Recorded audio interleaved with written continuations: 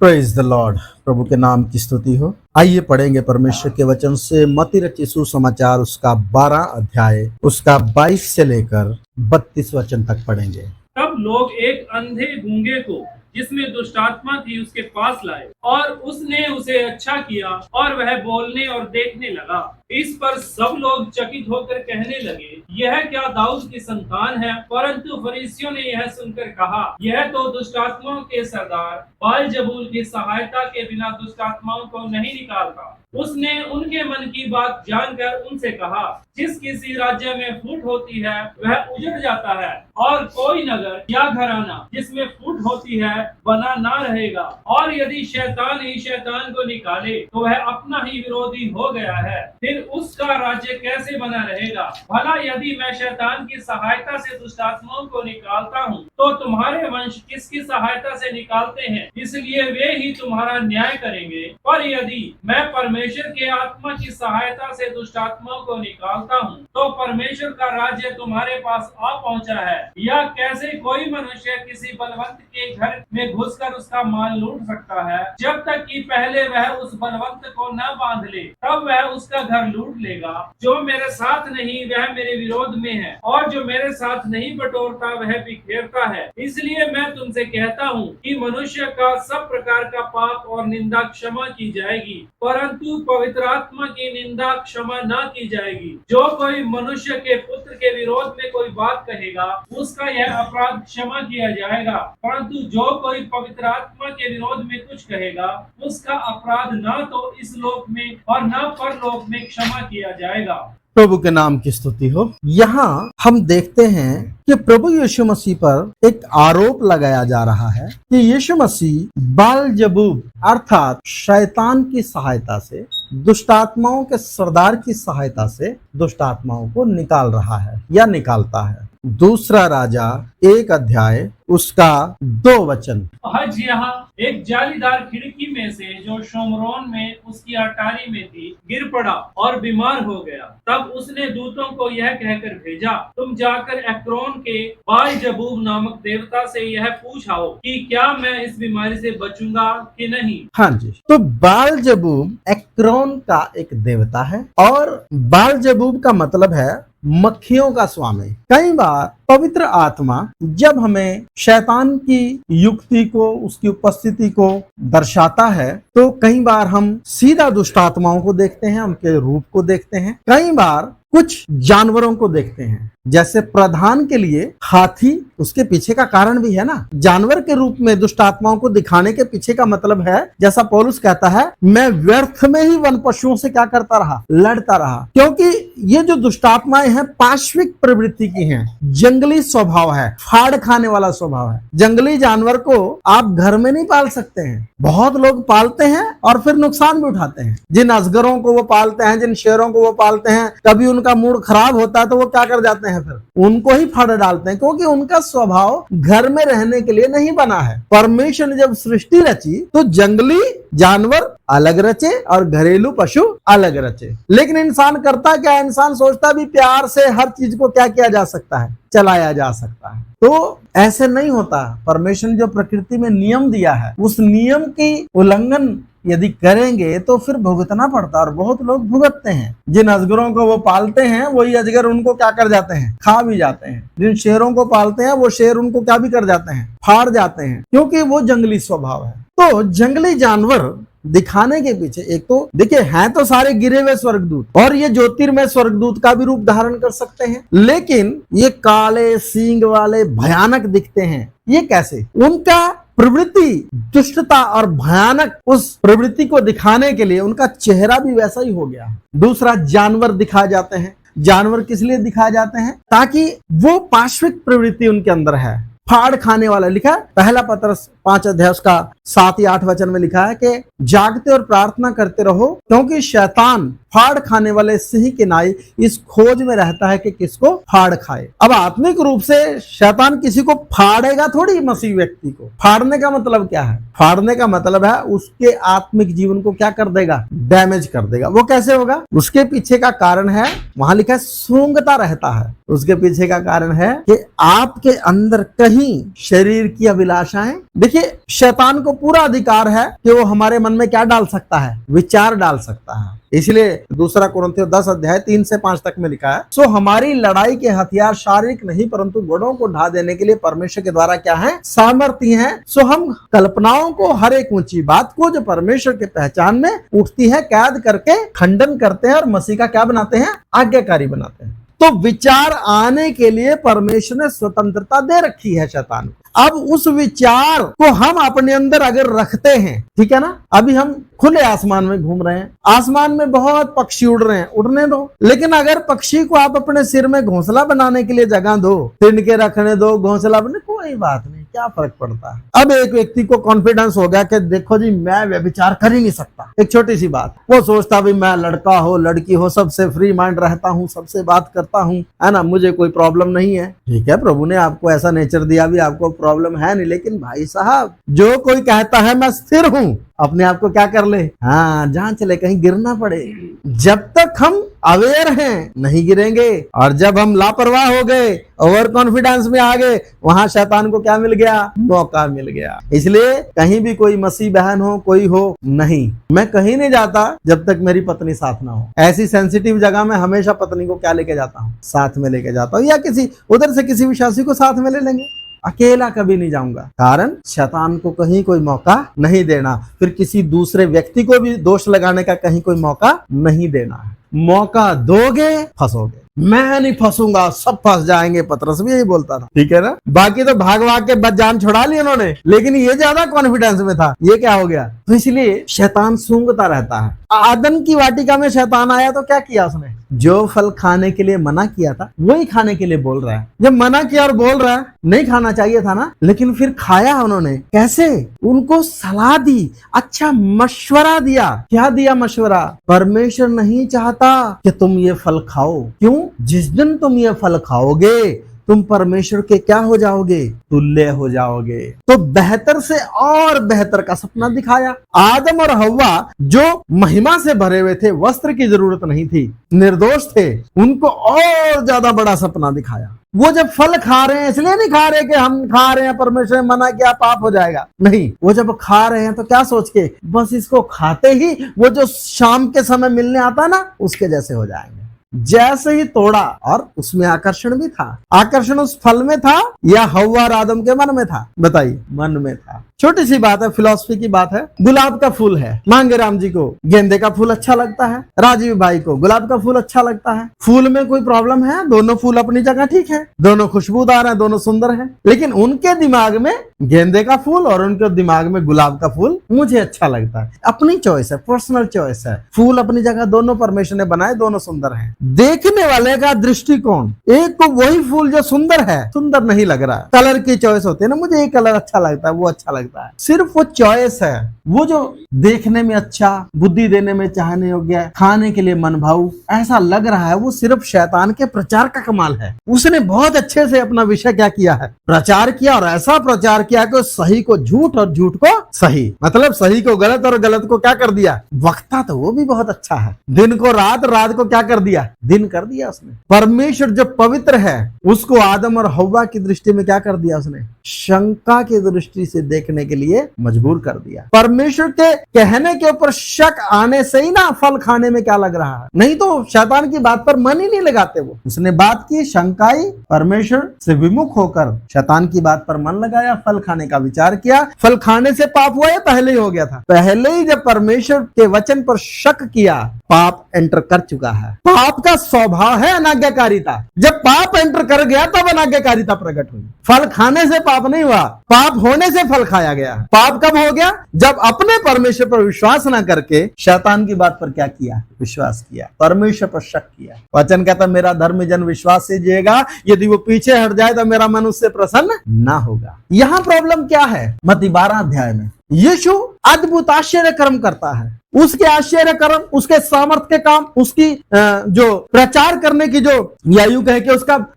वचन प्रचार सुनकर लोग विवश हो रहे हैं। क्या यही दाऊद की संतान है? मतलब अगर ये नहीं तो फिर इससे बड़ा और कौन आने वाला है? लोगों के दिमाग में ये चल रहा है, लोग इस बात पर सोचने के लिए विवश हो रहे हैं। लेकिन फरीसी क्या बोलते हैं? फरीसी बोलते हैं यह तो मत्ती 12:24। परंतु फरीसियों ने यह सुनकर कहा, यह तो दुष्टात्माओं के सरदार बालजबूल की सहायता के बिना दुष्टात्माओं को नहीं निकालता। अब वो बोलने लगे कि ये तो दुष्टात्माओं के सरदार बालजबूल की सहायता से क्या निकालता है। उनका जो मनोस्थिति है यीशु के प्रति एक बहुत ही पॉजिटिव और बहुत सही जा रही है। लेकिन ये जो चिड़े हुए हैं, कौन? बाइबल स्कॉलर्स, साधारण लोग नहीं। अक्सर साधारण लोग तो सही डायरेक्शन में ही जाते हैं और कई बार बहुत गलत भी चले जाते हैं क्योंकि ज्यादा सोचते नहीं है। लेकिन ये जो बहुत विचार करने वाले, वचन को बहुत मनन करने वाले, जो बाइबल क्लासेस लेते हैं, पूरे इजराइल में वचन सिखाने वाले हैं, ये सत्य को समझ नहीं पा रहे हैं। बालजबूब, मक्खियों का स्वामी।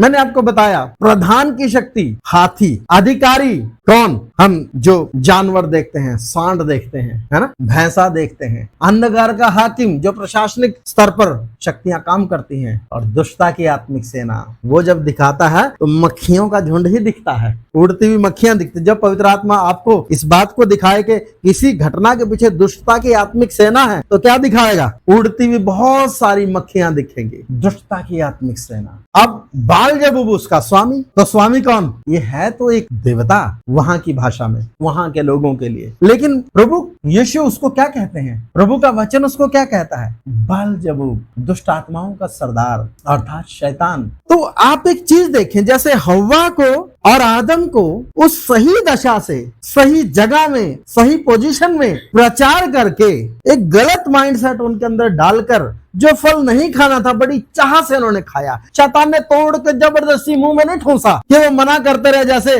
कई माँ बाप बच्चों को दवाई पिलाते हैं, है ना, वो दवाई घोल के कड़वी और पकड़ के मुंह और चम्मच किसमें डाल देते हैं। जैसे हम बैलों को क्या देते थे, अपनी कांच में लेकर बैलों को क्या देते थे? नाल के साथ मेथी और ये सब देते थे ताकि उनकी स्वास्थ्य अच्छा रहे, बाई या बदहजमी जानवरों को ना हो। नमक कई बार उनके तलवे में हम रगड़ते थे जब खेती करते थे, बैल थे। ऐसे नहीं शैतान ने किया है। क्या किया है? सिर्फ प्रचार किया। और कैसे? बड़ा शुभ चिंतक होकर, बड़ा शुभ चिंतक होकर। और दौड़ के क्या खाया? आपके साथ अगर कोई रूड है, वो आपके साथ सही है, लेकिन जो आपके साथ बहुत मीठा है, बहुत प्यार से बोलता है। लूका रचित सुसमाचार उसका 2 अध्याय उसका 25 से लेकर 30 वचन तक पढ़ें। यरूशलेम में शमौन नामक एक मनुष्य था और वह मनुष्य धर्मी और भक्त था और इजराइल की शांति की बाट जोह रहा था और पवित्र आत्मा उस पर था और पवित्र आत्मा द्वारा उस पर प्रकट हुआ था कि जब तक वह प्रभु के मसीह को न देख लेगा तब तक मृत्यु को न देखेगा। वह आत्मा के सिखाने से मंदिर में आया और जब माता पिता उस बालक यीशु को भीतर लाए कि उसके लिए व्यवस्था की रीति के अनुसार करें, तो उसने उसे अपनी गोद में लिया और परमेश्वर का धन्यवाद करके कहा, हे स्वामी, अब तू अपने दास को अपने वचन के अनुसार शांति से विदा कर, क्योंकि मेरी आंखों ने तेरे उद्धार को देख लिया है। शमौन नाम का एक व्यक्ति याजक भी नहीं है, परमेश्वर का भय मानने वाला है, इजराइल के छुटकारे की बाट जो होने वाला है, सच्चे दिल से मसीहा को देखने के लिए यह चाहता है कि इजराइल का छुटकारा हो जाए। परमेश्वर ने भी अपने सच्चे भक्त के हृदय की भावना को समझा और परमेश्वर ने उससे कहा, क्योंकि समय आ चुका था मसीह के आने का, जब तक तू इजराइल के उद्धारकर्ता को देख ना ले तब तक मृत्यु का स्वाद ना चखेगा। और पवित्र आत्मा के द्वारा उस पर यह प्रकट हुआ था कि जब तक वह प्रभु के मसीह को देख ना लेगा तब तक मृत्यु को ना देखेगा। एक साधारण व्यक्ति पवित्र आत्मा के सिखाने से मंदिर में आया और उस समय में यीशु मसीह मंदिर में अपने माता पिता की गोद में आया है। माता पिता गरीब हैं, 2 पंडूक लेकर आए हैं, मेढ़ा और बकरा भी लेकर नहीं आए, कोई आश्चर्य कर्म नहीं किए हैं। माता पिता की हालत देख के कोई बहुत वैभव नहीं है, लेकिन आत्मा के सिखाने से उसने जान लिया कि यही इजराइल का कौन है। लेकिन फरीसी जिनके सामने वो सब काम हो रहे हैं, साधारण लोग तो उस पर विश्वास करने को तैयार हैं एज ए मसीहा, लेकिन ये जो बाइबल को जानने वाले स्कॉलर हैं, बाइबल के बड़ी बड़ी डिग्रियां इनके पास है, नहीं समझ पा रहे और उल्टा चिढ़ रहे हैं, आरोप क्या लगा रहे हैं कि ये तो दुष्ट आत्माओं के सरदार बालजबूब अर्थात शैतान की सहायता से दुष्ट आत्माओं को क्या करता है, निकालता है। क्यों ऐसा आरोप लगा रहे हैं? क्योंकि उन्होंने इजराइल में मानवीय उपदेशों को धर्मोपदेश करके जब सिखाया है, यीशु मसीह उनके उन मानवीय उपदेशों को ना मानकर बाइबल में लिखे गए वास्तविक अर्थों को मानते हुए चल रहा है, क्योंकि व्यवस्था को उसने पूरा किया है, लेकिन जैसे फरीसी चाहते हैं वैसे पूरा नहीं किया है। जैसे परमेश्वर की वचन की मांग है उसके अनुसार उसने व्यवस्था को पूरा किया है। और जब ऐसा नहीं हुआ तो इनका तिलिस्म, इनका जो एक तरह का झूठा जो पाखंड इन्होंने फैला रखा, जैसा प्रभु ने कहा, तुम आप दूसरों पर भारी बोझ लादते हो और जबकि उसको खुद उंगली से सरकाते भी नहीं हो। कपटी हैं, कटोरों को कहां से मांजते हैं? बाहर बाहर से मांजते हैं। बड़ी बड़ी कोरों वाले बड़े बड़े चोगे डालते हैं, सफेद वस्त्र डालते हैं, मुख्य मुख्य आसन इनको चाहिए, मान सम्मान चाहिए, लेकिन इजराइल को जो इनसे मिलना था वो नहीं मिल रहा है। परमेश्वर की सच्ची व्यवस्था सही अर्थों में हम जो वचन प्रचार करते हैं, हमें भेद नहीं खोलने होते हैं, वचन के सही अर्थ तक जाना होता है कि प्रभु इस वचन के द्वारा क्या बात करना चाहता है, किस जगह पर प्रभु क्या बात किया है, उस समय में उसका क्या अर्थ था, वर्तमान में पवित्र आत्मा उससे क्या चाहता है, वर्तमान में प्रभु हमसे क्या चाहता है। हमने प्रभु की इच्छा को लोगों तक लेकर जाना है। वचन की सेवकाई है, वचन लोगों को बताना, बस इससे ज्यादा और कोई सेवा नहीं। बाकी सारा काम कौन करता है? और ये वचन की सेवकाई भी प्रभु ही अनुग्रह देता है कि हम बता पाए। अगर इसमें हम अपनी बुद्धि, अपना मानवीय ज्ञान इस्तेमाल करेंगे तो फिर वो सेवा परमेश्वर की सेवा नहीं है, वो कलीसिया भी परमेश्वर की कलीसिया नहीं है। और जहां आत्मा की अगुवाई में वचन प्रचार नहीं होता, फिर वहां प्रभु का काम भी कैसे होगा? क्योंकि आज्ञाएं तो सबके पास हैं, पूरी दुनिया बोलती है झूठ मत बोलो, गाली मत दो, ये मत करो, वो मत करो, मान नहीं सकते। क्यों? क्योंकि बिना पवित्र आत्मा की सहायता से, जैसा यहेजकेल 36 अध्याय उसका 24 वचन या 27 वचन में लिखा है कि मैं उनमें अपना आत्मा समवाऊंगा ताकि वे मेरी विधियों को माने और मेरे नियमों के अनुसार चलें। तो बिना पवित्र आत्मा की सहायता से हम नहीं कर सकते हैं। अब यीशु मसीह जो काम कर रहा है सामर्थी काम है, लोग छुटकारा पा रहे हैं। यहाँ पर एक ऐसा व्यक्ति जो अंधा भी है और गूंगा भी है, मत्ती उसका 12 अध्याय का 22 वचन में लिखा है, तब लोग एक अंधे और गूंगे को जिसमें दुष्टात्मा थी उसके पास लाए और उसने उसे अच्छा किया और वह बोलने और देखने लगा। दुष्टात्मा के कारण अंधा और गूंगा है, दुष्टात्मा निकली तो वो क्या हो गया? ठीक हो गया। कई नेचुरल तरीके से भी अंधे और गूंगे होते हैं, उनको भी प्रभु ने ठीक किया, वहां दुष्टात्मा का कोई विषय नहीं रहा, लेकिन यहाँ दुष्टात्मा की वजह से है। तो प्रभु ने दुष्टात्मा को निकाला और वह व्यक्ति क्या हो गया? ठीक हो गया। लेकिन जब दुनिया,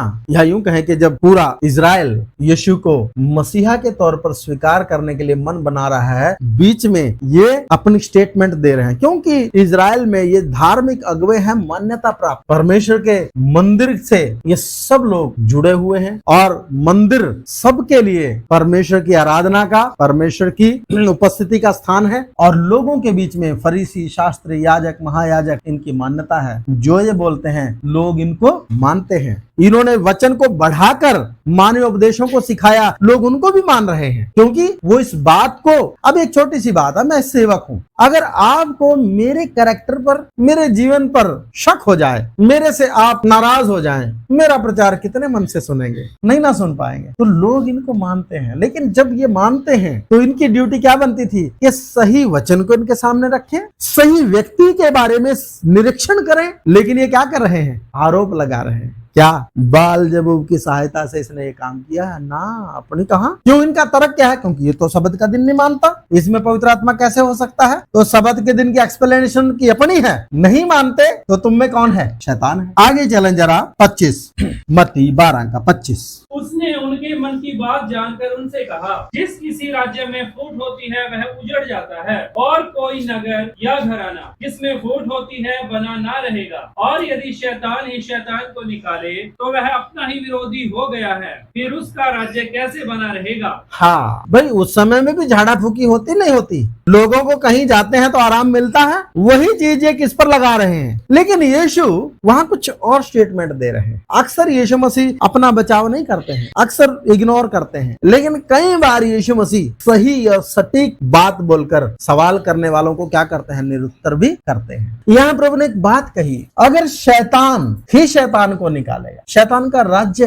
कैसे बना रह सकता है? अपना विरोध करके वो कैसे राज्य, कैसे शासन कर सकता है संसार में? 27, भला यदि मैं शैतान की सहायता से दुष्टात्माओं को निकालता हूँ तो तुम्हारे वंश किसकी सहायता से निकालते हैं? हाँ जी, तो फरीसियों के बीच में, शास्त्रियों के बीच में, याजक महायाजकों के बीच में भी इस तरह के केसेस जब आते हैं, वो भी दुष्टात्माओं को क्या करते हैं, निकालते हैं। तो प्रभु बोलता है चलो ठीक है, भला मैं जब ऐसे निकालता हूँ तो तुम और तुम्हारे जो लोग हैं, फरीसी हैं, याजक हैं, ये जब दुष्टात्माओं को निकालते हैं, ये कौन सी सामर्थ्य से निकालते हैं? आगे, इसलिए वे ही तुम्हारा न्याय करेंगे। हाँ जी, वे ही तुम्हारा क्या करेंगे, क्योंकि तुम तो सब पर क्या लगा रहे हो, आरोप। आगे चलें, पर यदि मैं परमेश्वर की आत्मा की सहायता से दुष्टात्माओं को निकालता हूँ तो परमेश्वर का राज्य तुम्हारे पास आ पहुँचा है। हाँ, मैं परमेश्वर की सहायता से दुष्टात्माओं को निकालते समय में इस बात को समझ लो कि परमेश्वर का राज्य तुम्हारे पास आ गया है। और वचन क्या था? मत्ती 4:17, मन फिराओ क्योंकि स्वर्ग का राज्य निकट आया। 29, या कैसे कोई मनुष्य किसी बलवंत के घर में घुसकर उसका माल लूट सकता है? यीशु मसीह अपने बारे में बता रहे हैं, याद रखें, ये सिद्धांत भी है, हम सबके लिए भी है। लेकिन उस समय जब यीशु बोल रहे हैं, अपने बारे में बोल रहे हैं कि कैसे कोई मनुष्य किसी बलवंत के घर में घुसकर उसका माल लूट सकता है जब तक कि पहले वह उस बलवंत को ना बांध ले। मतलब मैं जब निकाल रहा हूं दुष्टात्मा को, तो मैं शैतान के राज्य में एक बलवंत की तरह घुसकर उसको बांध कर उसको क्या कर रहा हूं, निकाल रहा हूं और लोगों को छुटकारा दे रहा हूं। और जिन लोगों पर उसने कब्जा किया हुआ है, उन लोगों को शैतान के वश में से छुड़ाकर, दुष्टात्माओं को बांध कर उन लोगों को क्या कर रहा हूं, लूट रहा हूं। लूटने से मतलब अपने अधिकार में स्वर्ग राज्य के लिए क्या कर रहा हूं, निकाल रहा हूं। 30, जो मेरे साथ नहीं वह मेरे विरोध में है, और जो मेरे साथ नहीं बटोरता वह बिखेरता है। जो मेरे साथ नहीं वह मेरे विरोध में है, और जो मेरे साथ नहीं बटोरता वह बिखेरता है। मरकुस 9 उसका 40 वचन में लिखा है, क्योंकि जो हमारे विरोध में नहीं वो हमारी ओर है। ये फरीसियों से प्रभु बोल रहा है। मैं स्वर्ग के राज्य का प्रतिनिधि, यीशु मसीह अपने बारे में बात कर रहे हैं, स्वर्ग के राज्य के प्रतिनिधि के तौर पर पूरी सामर्थ्य के साथ काम करते समय में जो शैतान के कब्जे में है, उस शैतान को पकड़कर बांध रहा हूं और उसके कब्जे से लोगों को क्या कर रहा हूं, छुड़ा रहा हूं। परमेश्वर के राज्य के लिए मैं काम कर रहा हूं, और जो मेरे पक्ष में है वो परमेश्वर की ओर का है, और जो मेरे विरोध में है वो कौन है जी? जिसका आरोप ये किस पर लगा रहे हैं? क्योंकि यूहन्ना 8:44 में प्रभु ने क्या कहा? तुम अपने पिता शैतान से हो। कभी हम सुसमाचार सुनाते हुए कभी ऐसे लोग बोलते हैं? किसी को बोला हमने? सीधा तो हम कभी बोलते यीशु का देखिए, जो मेरे साथ बटोरता नहीं वो क्या करता है, बिखेरता है। जो मेरे विरोध में नहीं वह मेरी ओर का है। वहां हमारी शब्द लिखा है, मरकुस 9:40, क्योंकि जो हमारे विरोध में नहीं वह हमारी ओर है। लूका 11:23 में लिखा है, जो मेरे साथ नहीं बटोरता वह बिथराता है। तुम अपोजिट हो। आरोप किस पर लग रहा है? यीशु मसीह पर। क्या ये दुष्टात्माओं के सरदार शैतान की साथ है? सीधी सी बात है कि वो बोल रहे हैं यीशु मसीह में एक पवित्र आत्मा नहीं, कौन है? दुष्टात्मा है, और दुष्टात्मा काम कर रहा है, बाकी और कुछ नहीं है। लोग पब्लिक को बोल रहे हैं ज्यादा ध्यान मत दो, ये बेकार आदमी है। सीधी सी बात है, हम जो बोल रहे हैं वो सही है, हम जो कर रहे हैं वो सही है। यीशु क्या बोलता है? जब तक, या कैसे कोई मनुष्य किसी बलवंत के घर में घुसकर उसका माल लूट सकता है जब तक कि पहले वह उस बलवंत को न बांध ले, तब वह उसका घर लूट लेगा। जो मेरे साथ नहीं वह मेरे विरोध में है, और जो मेरे साथ नहीं बटोरता वह बिखेरता है। 31, इसलिए मैं तुमसे कहता हूं कि मनुष्य का सब प्रकार का पाप और निंदा क्षमा की जाए, परंतु पवित्र आत्मा की निंदा क्षमा न की जाए। 32 पढ़े। जो कोई मनुष्य के पुत्र के विरोध में कोई बात कहेगा उसका यह अपराध क्षमा किया जाएगा, परंतु जो कोई पवित्र आत्मा के विरोध में कुछ कहेगा उसका अपराध ना तो इस लोक में और ना परलोक में क्षमा किया जाएगा। अब यीशु ने क्यों बोला कि मेरे विरोध में बोलो कोई बात नहीं, पवित्र आत्मा के विरोध में बोलोगे तो क्षमा नहीं मिलेगी? क्यों? क्योंकि यीशु मसीह इस बात को अच्छे से से समझते हैं क्योंकि वो महाबुद्धिमान है। क्योंकि जब हम मानवीय तौर से आपस में रहते हैं तो हम एक सामने वाले को मनुष्य तो गिन सकते हैं, अच्छा मनुष्य भी गिन सकते हैं, लेकिन उसको परमेश्वर के तुल्य समझ लेना हमारे बस की बात नहीं है। एक छोटी सी बात है, अब हमारे इधर कोई आ जाए, गेट के पास आ जाए और आके बोले तुम मुझे जानता नहीं, मैं परमेश्वर हूँ, क्या बोलोगे? हाँ जी, हमें तो बोले दिमाग हिल गया शायद, क्योंकि हम मनुष्य को एक अच्छा मनुष्य के तौर पर कंसीडर कर सकते हैं, मनुष्य को परमेश्वर के तौर पर कंसीडर नहीं कर सकते। ज्यादा धर्म गुरु के तौर पर कंसीडर कर सकते हैं, लेकिन उसको ईश्वर थोड़ी बोल सकते हैं, क्योंकि ईश्वर तो आत्मा है, शरीर। अब ये नहीं ना समझ पा रहे कि ये परमेश्वर देहधारी होकर हमारे बीच में आया है। मनुष्य देह को इसने क्या किया है? धारण किया, अवतार नहीं लिया है, देह धारण किया। अवतार का मतलब क्या है? रूप बदल कर आता है, दूसरे रूप में आ गया। देह धारण का मतलब वही है, बस मिट्टी के शरीर में आया। तिमोथियुस में लिखा है ना, भक्ति का वेद गंभीर है, अर्थात वो जो शरीर में क्या हुआ? प्रकट हुआ। तो यीशु मसीह यहाँ ये बात क्यों बोलते हैं? क्योंकि इंसान उससे ज्यादा सोच नहीं सकता, ऐसे एक्सपेक्ट प्रभु करना नहीं चाहते, क्योंकि अगर उतने बड़े लेवल को रखेंगे तो बहुत सारे क्या हो जाएंगे? फिर दोषी ठहर जाएंगे और वो मनुष्य की क्षमता से बाहर है। लेकिन पवित्र आत्मा जो शुरू से इजराइल के इतिहास में काम करता रहा है, शिमशोन के जीवन में, युप्ता के जीवन में, है ना, दाऊद के जीवन में, अभिषिक्त जैसे कैसे उसने अभिषेक से भरकर किसको? गोलियत को मारा था। तो पवित्र आत्मा का तो इतिहास जानते हैं, और वो जो काम प्रभु कर रहा है वो भी मनुष्य की बुद्धि से क्या है? बाहर के हैं। इसलिए वो जो स्पष्ट एक चीज है उस पर अगर आरोप लगाओगे जो तुम्हारे मनों में स्पष्ट है, फिर माफ, क्योंकि फिर तुम जानबूझकर कर रहे हो, कपट के कारण कर रहे हो, अपनी आंखें मूंद रहे हो, सच को देखना नहीं चाहते। जबकि कौन है? धर्म गुरु हैं, ज्यादा प्रार्थना करने वाले हैं, ज्यादा वचन पढ़ने वाले हैं। अगर शुद्ध विवेक से बातों को परखेंगे तो नहीं समझेंगे। एक साधारण शमौन, कोई याजक नहीं है, शुद्ध विवेक से परमेश्वर से दुआ करता है। एक बालक जो गोद में है, गरीब माता पिता की गोद में है, जिसने कोई आश्चर्य कर्म नहीं किया, कोई उपदेश नहीं दिया, देखकर समझ गया ना। तो अगर ये माइंडसेट सही है, शुद्ध विवेक है, तो हम समझ सकते हैं। लेकिन अंदर अगर कपट है तो फिर मुश्किल है। इसलिए परमेश्वर की आत्मा की अगुवाई भी अगर पानी है तो हमारे जीवन में शुद्ध विवेक होना क्या है? जरूरी है। अब एक छोटी सी बात है, मुझे खुद से कोई काम करने की इच्छा है, मैं करना चाहता हूँ, प्रार्थना करने गया, प्रभु मैं करूँ या ना करूँ बिलाम की तरह? तो प्रभु क्या करेगा? हाँ कर, क्योंकि हम तो तय करके गए ना कि प्रभु भी हमें क्या दे? न्यूट्रल होकर अपने आप को शून्य करके प्रभु के कदमों में जाएंगे, तभी सही अगुवाई मिलेगी। क्योंकि वचन कहता है ढूंढोगे तो पाओगे। मन में ठान के बैठे हैं, फिर ढूंढना क्या है? फिर तो एक इशारा चाहिए और प्रभु क्या करेगा? ठीक है जाओ। इसलिए बहुत गंभीर विषय है आत्मिक। अच्छे भले आदम और हव्वा क्या कर रहे थे? अदन की वाटिका में मजे से थे, ना कहीं पाप था, ना कहीं कोई शैतान था, ना कहीं कोई विरोध था। शैतान आया जरूर, परमेश्वर ने आने दिया, भगा सकते थे आराम से, नहीं चाहिए भाई, लेकिन नहीं, शैतान ने अपना प्रचार किया, इंप्रेस हो गए। फिर बोलता हूं, जो आपके लिए मधुर है खतरनाक है, जो आपको थोड़ा सा कड़वा बोलता है ना वो आपके लिए सही है। लोग जहर भी किसमें मिला के देते हैं, है ना? दुश्मनी में जब हंस हंस के दुश्मनी निकालते हैं, और मीठे में क्या मिलाते हैं? जहर मिलाते हैं। तो जो आपकी गलती आपके मुंह पर बोल दे वो आपके लिए अच्छा है, और जो बहुत मीठा हो वो आपके लिए क्या है? ठीक है ना?